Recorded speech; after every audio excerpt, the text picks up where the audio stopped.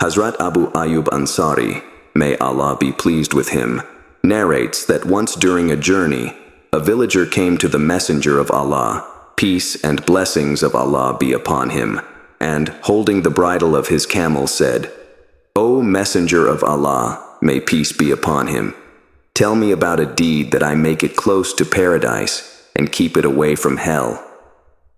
The Prophet stopped there, and then looking at his companions, he said to this person, "Tawfiq has been received," or perhaps he said, "This person has received this instruction to ask this important question." He repeated his question, so the Prophet, peace be upon him, said, "Worship Allah in such a way that you do not take anyone as a partner with him. Perform prayer and do mercy. These actions will bring you closer to paradise and away from hell." Camel. Leave, the reins of. Hazrat Abu Huraira, R.A., narrates this saying of the Prophet, PBUH. Allah says, "When my servant intends to do a good deed, but he does not act on it, I write a good deed in his book of deeds.